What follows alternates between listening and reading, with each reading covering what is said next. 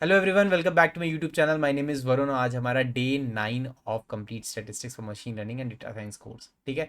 सो पिछले 1 week plus हमारे को इस कोर्स में हो रखी है और पिछले डे 1 से डे 8 तक हमने सीखा यार स्टैटिस्टिक्स क्या होती है, स्टैटिस्टिक्स का फील्ड क्या कहता है, उसके साथ साथ टाइप्स ऑफ स्टैटिस्टिक्स देखा, इन्फरेंशियल स्टैटिस्टिक्स, डिस्क्रिप्टिव स्टैटिस्टिक्स, उसके अंदर मेजर ऑफ सेंट्रल टेंडेंसी, उसके टेक्निक्स, मेथड ऑफ डिस्पर्शन और वेरिएंस, स्टैंडर्ड डेविएशन, सब टॉपिक्स हमने खत्म किया। उसके बाद लास्ट 2 डेज में हमने पर्टिकुलरली बात किया variables, what are actually variables and different types of variables और रैंडम वेरिएबल्स के बारे में किया। ठीक है। तो आज हम एक बहुत इंपॉर्टेंट टॉपिक देखने वाले हैं इन डिस्क्रिप्टिव स्टैटिस्टिक्स, और अगले 3-4 दिनों में आई विल मेक श्योर कि हम डिस्क्रिप्टिव स्टैटिस्टिक्स खत्म कर दें and then we will move to inferential statistics. ठीक है। तो आज हम पढ़ने वाले हैं यार एक बहुत इंपॉर्टेंट टॉपिक जो आपको ऑलरेडी पता होगा, दैट इज हिस्टोग्राम्स, और ये आपने कहीं ना कहीं पहले आप यूज कर रखे होंगे, right. So this is histogram. ठीक है। तो यहाँ पे ना मैं आपको एक्सप्लेन करने के लिए कि how actually we will make a histogram. ठीक है। This is a pictorial representation of the data that we have, right. तो आपको ये तो पता ही होगा कि जैसे चार्ट्स एंड ग्राफ्स बनाते हैं, वैसे this is a way of presenting our data, that is called as histogram.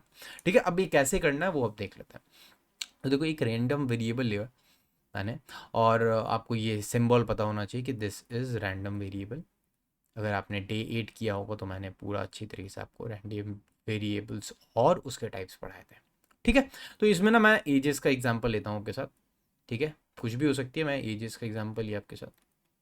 25, 30, 32, 40, 55, 61, 68, 73, 72। Okay. ठीक है। तो ये रैंडम हमने वेरिएबल्स ले लिया और अब ना मैं इसको फर्दर प्लॉट करूँगा।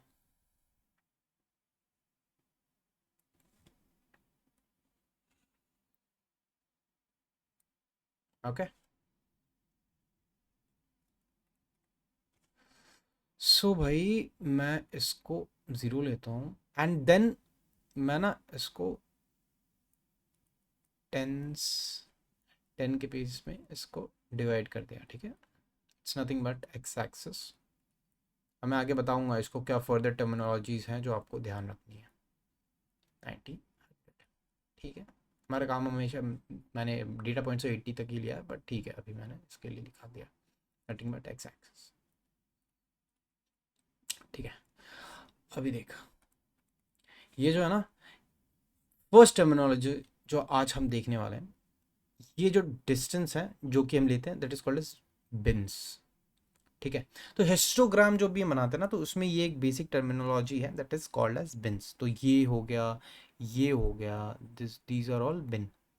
ठीक है। नॉट बिन मतलब सभी मिला के तो बिन हो जाएगा, बेसिक इंग्लिश है।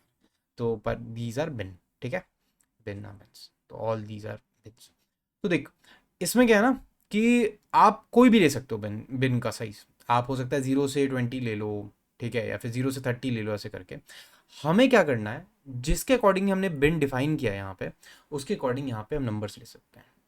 तो अभी मैं एक काम करता हूँ, यहाँ पे के लिए नंबर्स ले रहा हूँ। ठीक है।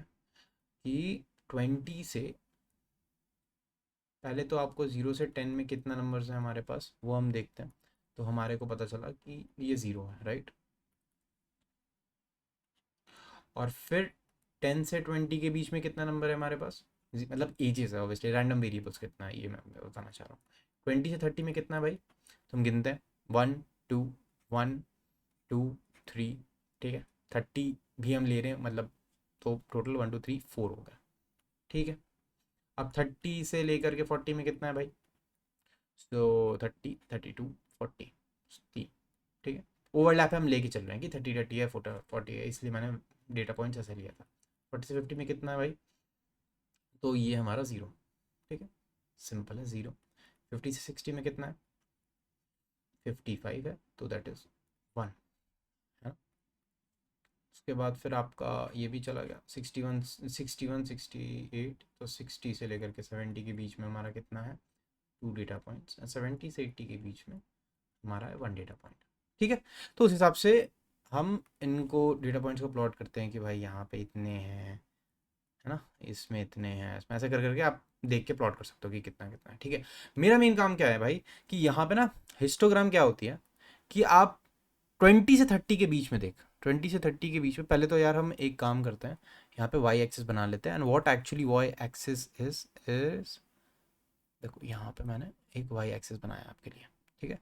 And this is called as frequency,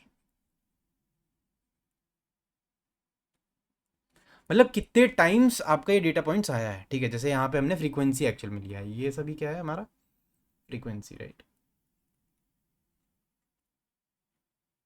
वही चीज़ हम एज अ हिस्टोग्राम प्लॉट कर रहे हैं यहाँ पे। तो देख यहाँ पे भी मैं ले सकता हूँ 1 2 3 एंड 4। तो हाईएस्ट हमारे पास कितना है यार, 20 से 30 के बीच में यहाँ पे हमारे पास आया, ये मान के चल 30 है, ठीक है। उसके बाद फिर हमारा 20 से 30 के बीच में था, 30 से 40 के बीच में कितना था, 3 था, राइट। 40 से 50 के बीच में कुछ नहीं है। 50 से 60 के बीच में हमारे पास कितना है, 1 है। 60 से 70 के बीच में 2 है, ओके। एंड देन 70 से 80 के बीच में फिर से वापस 1 है। थोड़ा टेढ़ा मेरा बन गया है, बट आप समझ सकते हो। यहाँ जब बचपन के बुक्स होते थे 10th 9th के, वहाँ पे भी सेम ऐसे ही आपको, तो आपकी एक तरीके से रिवीजन हो गई होगी कि ये हम कैसे बनाते हैं वापस, ठीक है।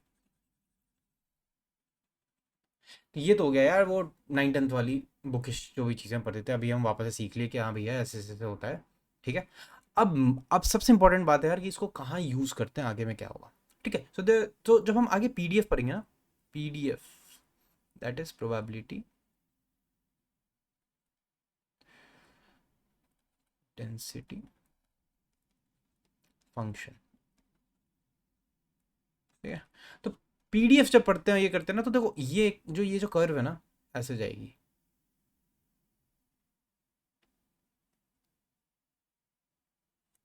तो इसका जो स्मूथनेस है, smoothening of this, smoothening of this curve, ठीक है। स्मूथनिंग ऑफ दिस कर्व या फिर हिस्टोग्राम बोल सकते हैं, that is nothing but PDF.